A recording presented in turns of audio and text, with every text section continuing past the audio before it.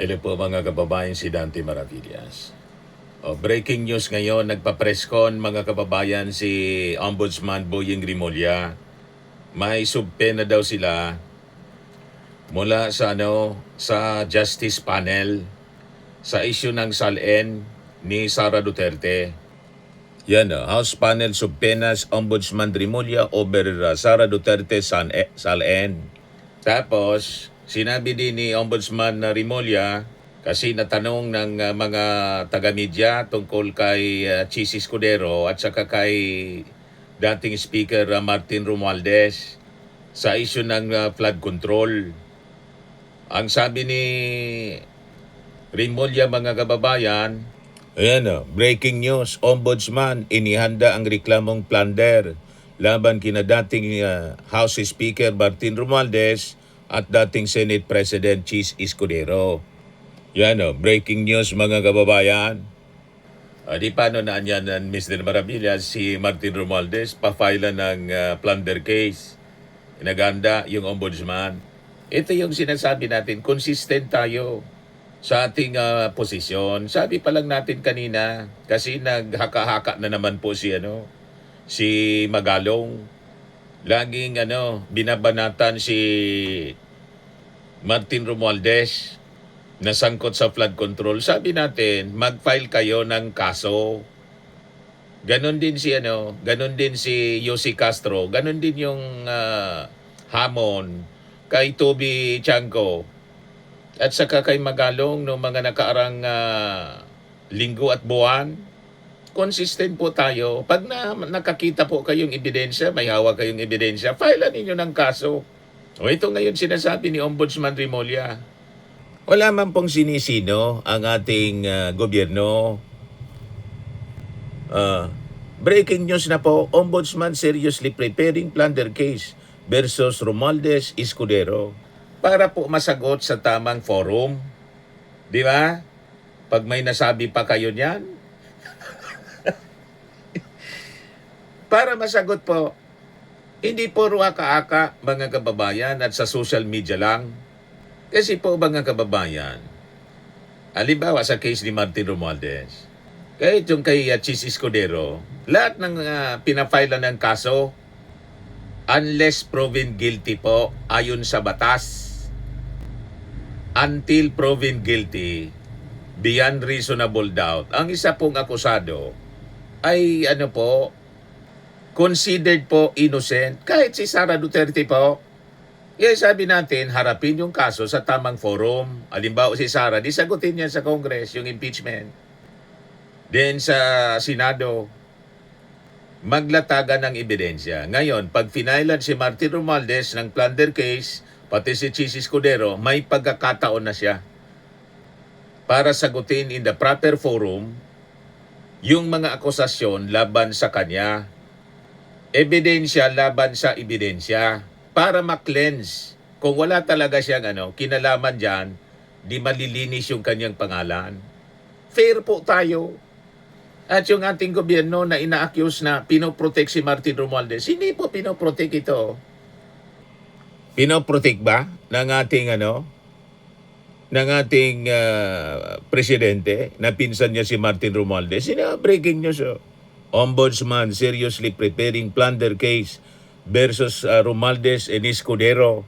Pati si Escudero. O di ba? O ano kayo ngayon, mga DDS? Masama pa rin yung loob ninyo?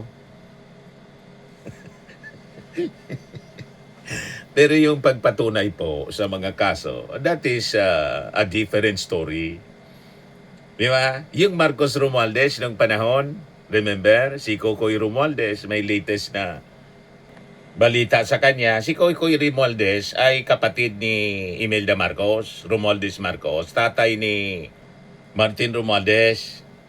Kasama sila sa mga kinaso nung panahon ng dating Pangulong Marcos Sr. May latest na balita na napawalang sala si Cocoy Romualdez. Tatay ni Martin, forfeiture case, dismissed March 2026. The Sandigan Bayan Division dismissed a long-running over $5 million, approximately 311 million pesos forfeiture case against the state of the late Benjamin Cocoy Romualdez and his wife, Juliet Romualdez. The court dismissed the motion for reconsideration filed by the Office of the Solicitor General concerning funds in Union Bank of the Philippines. Dismiss yung kaso. Hindi na patunayan sa matagal na panahon na trial. Nakasama sa nakaw. So hindi ko mo kinaso. Limbawa ito, kasuhan si Martin Romualdez ng plunder. Guilty na. Remember yung mga ill-gotten wealth, mga kababayan ng dating Pangulong Marcos, tatay ni President Bongbong Marcos, pati si Imelda, 938 cases, naubos ka-dismiss, over 30 years. Kasi nga po, aligasyon man lang, walang katotohanan, malamang yun din ang kay Martin Romualdez dito. Ma-file ng kaso, mahina yung ebidensya sa kasong plunder, kasi ito yung sa flood control po, wala man siyang pirma. Hindi man siya kasama sa BICAM. Malamang ma-dismiss man lang.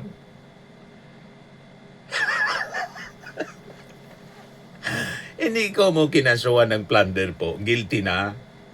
Iba yung pag-file ng kaso, iba yung pagpatunay kung talagang nagnakaw yung tao. Di ba po, mga kababayan? Kaya consistent tayo. Kung may ebidensya, file na ninyo. File na. Si Magalong, sige ang daldal. Filean mo na.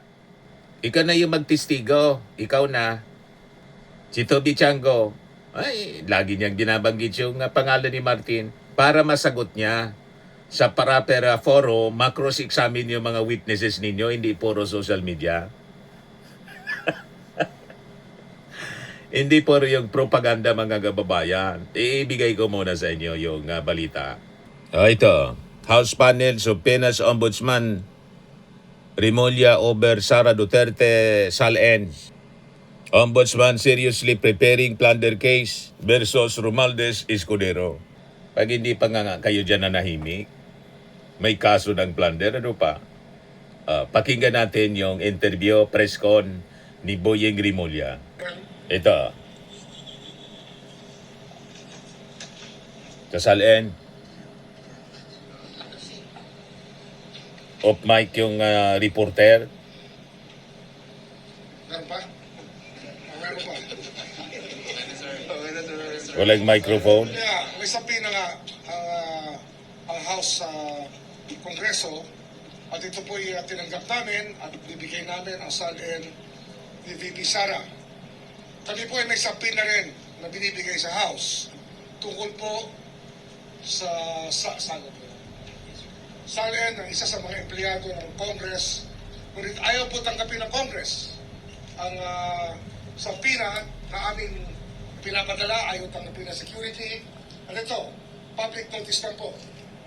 Susunod na gawin pa sa amin to ng Kongreso, I will cite the Secretary General in contempt. At hindi ko rin papayag. May subpoena yung Congress kay Remulla. Siya may subpoena din sa Congress. Ang sapinang yun ay nauukol kay Safronio Gabunada, isa sa mga House employees. Ang rango niya yata ay Deputy Secretary General. At ito po ay tungkol sa mga plunder cases din na aming hinahanda sa mga congressman na kinauukulan. Kasi may pa-file nga sila na kaso din, plunder. Tataka kayo, hanggang ngayon, wala pa rin ang mga salya ng Kongreso. At ito, fair warning na naman sa Secretary General na hindi po kami papayag. At sa linggong ito, pag hindi natin nakuha yung mga salyan na ay sususpindihin ko po siya mula sa posisyon. Magkasubukan na po ang ating legal system kung ito po ang kinakailangan. Pag di daw binigay, sususpindi nila. Sususpindi ng Ombudsman. Yung Secretary General ng Congress. Si Attorney, yung dating PCO, Garafil. Sapagat sa sapina ng Ombudsman ay sapina po ng batas.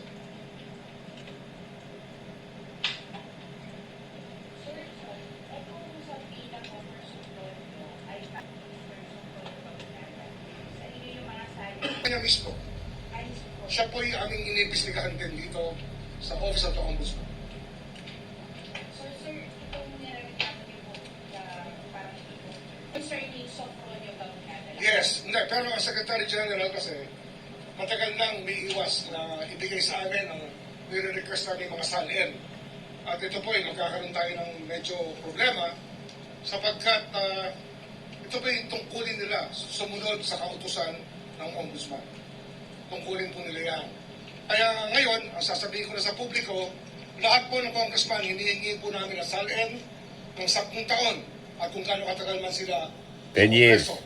At lahat po ng Secretary General at nakaraan mula sa 10 taon na hanggang sa mga Deputy Secretary Generals, hinihingi rin po namin ang kanilang mga salin.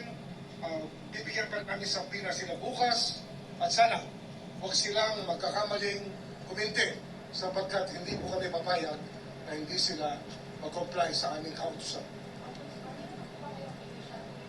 At nag-usap pa kami ng Secretary General ng 1 linggo, 2 linggo na nakaraan. Ay kami nagtataka kung bakit hindi sila nag-comply sa aming pinag-usapan. Tungkulin namin, mag-comply kami. Ang hinihingi namin sa kanila, yung kanilang tungkulin sa taong bayan na bigyan sa amin ng impormasyon ay kanilang ibigay. Sir, yung sa pila po kasi is asking Hindi kayo pwede mag-file a civil forfeiture cases. They're gonna frustrate the ends of justice. I'm warning the Secretary General, do not do this again. We will cite you for contempt and we will suspend you, if not remove you from office. Seryoso, si Remulla. I'm asking your opinion on this as a lawyer.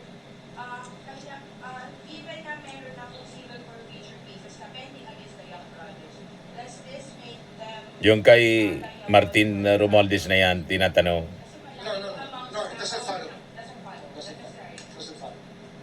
Or any criminal case. We have to look at the circumstances by which we qualify a crime to be plunder.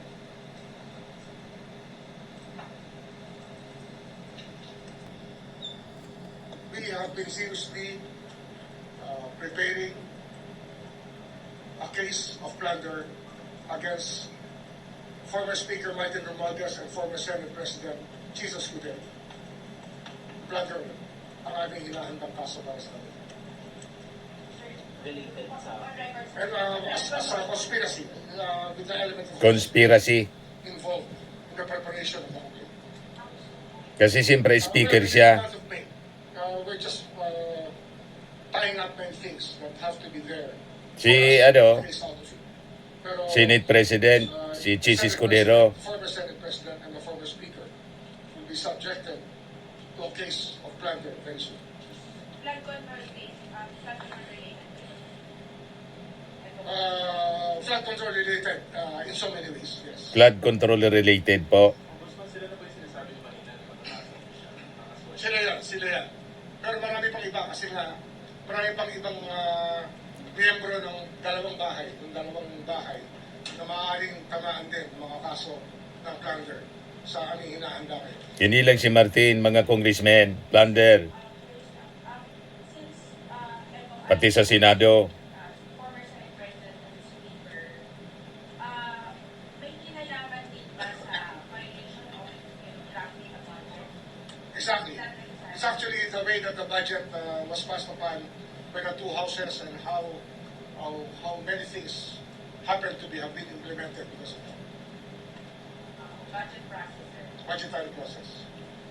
Conspiracy. Conspiracy daw kasi sa budgetary process. Doon masasabit si You'll ano, get it later on when we explain the si facts. Martin Romualdez sa proseso ng budget.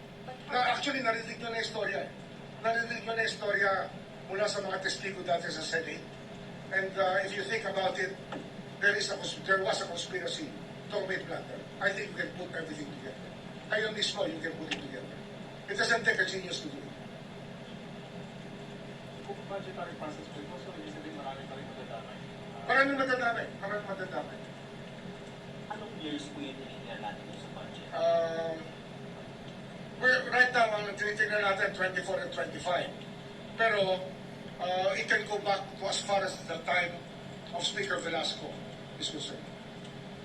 Nung panahon na... Hanggang sa previous speaker pala, Pa kami hanggang doon sa pag-aaral ng mga kasong dapat, panahon ni 10 years.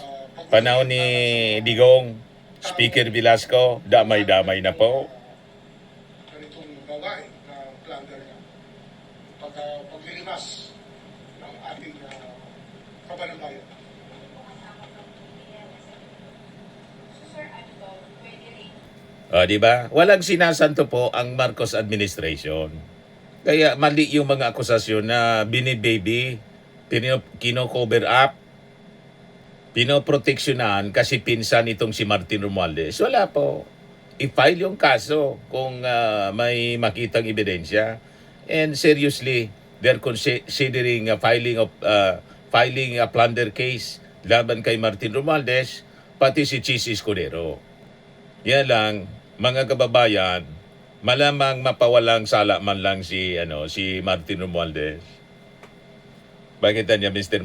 Maravillas? Wala mang pirma si Martin doon sa Bicam, hindi man kasali. Si Chis may pirma doon, mga kababayan. Pero si Martin, wala. Ngayon ang ebidensya. Oh. Ito yung Bicam. Mga kababayan, mga Bicam members, dapat traditionally, hindi man dapat mga kababayan kasama ang speaker talaga. Pagkatapos ang Senate President. Kaya lang sumama dito, in-insert ni Chis Escudero yung sarili niya. Yan, oh. Congress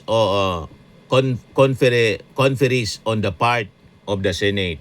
Ito naman, conferees on the part of the House of Representatives. Yan. Chairperson si Grace po. Sa Senado, sa si Saldico sa Congress. Yan mga nakapirma. Oh. Si Gatsalian, si Villar, nakapirma. Dito si Kimbo, si Saldico, si Dong Gonzales, David Suarez, Dalipe, Jude Asidre. Yan o.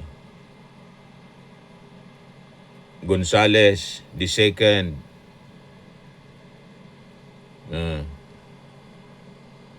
Si Risa, hindi man pumirma. Senator si Tol Tolentino, si Jingo Estrada sa Senado. O, tapos si Chis Escudero. Yan o. Dito, on the part of the Congress, sa House, sino pa ito? Si Jobot Aquino II. Ito sino to? Si Jill Bungalon, taga rito sa amin, Bicolano, ako Bicol Party List. Si Romeo Acop, yung namatay. Leandro Jesus Madrona. Tapos si yung minority leader, si Libanan. Wala ka dyan makita ang Martin Romualdez kasi hindi man siya member. Si Chis Escudero, in-insert niya yung sarili niya na dapat hindi man siya kasama dyan traditionally.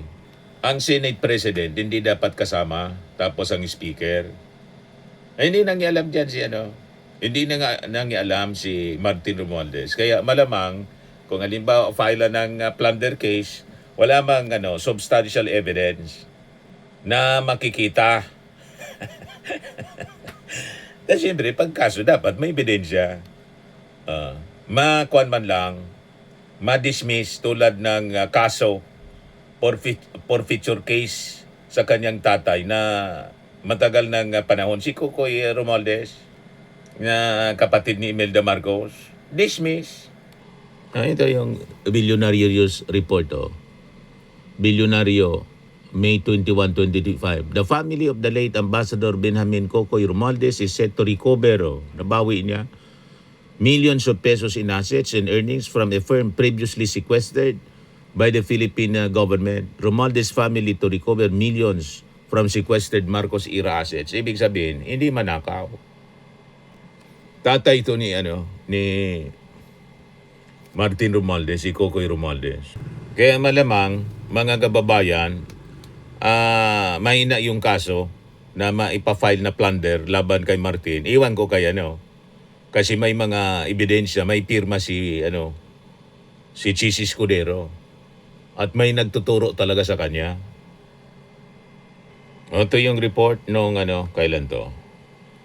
Last month, March 21, 2026, court junks forfeiture bid over $5 million in Romualdez clan Swiss account. The Sandigan Bayan has dismissed the government's bid to forfeit the alleged unexplained wealth worth over 5 million pesos in the Swiss accounts owned by the late Benjamin Cocoy Romualdez and the wife Juliet Gomez Romualdez, mga magulang ni Martin Romualdez. The Anti-Graft Courts Division dismissed the Office of the Solicitor General's motion for reconsideration filed in November last year against the release of 5 million plus funds in the Union Bank of Switzerland's accounts owned by the respondents and placed in escrow with the Philippine National Bank. Talo yung gobyerno sa kaso. Dito sa plunder na plano nilang i-file kay Martin Romualdez, wala mang ebidensya eh. Walang pirma si Martin. Malamang mabasura man lang. Kay Chis Escudero, hindi tayo sigurado, mga kababayan, kasi may pirma, nakita ninyo, may pirma si Chis Escudero doon sa Baykam. At may mga nagtuturo sa kanya. Doon sa Senate, sa Senate investigation ng Blue Ribbon. Si Martin, yung testigo, si Gutesa, piki yung notaryo at hindi na nagpakita.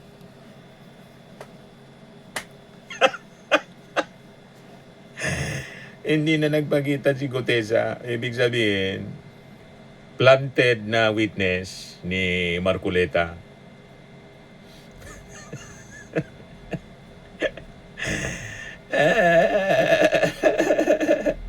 Pero maganda po ito, sabi ko. Pabor ako po dito sa plano ng ombudsman para finally tundukan po itong controversy na paulit-ulit ina-accuse mga kababayan si Martin Romualdez na sabit. O di file na ninyo.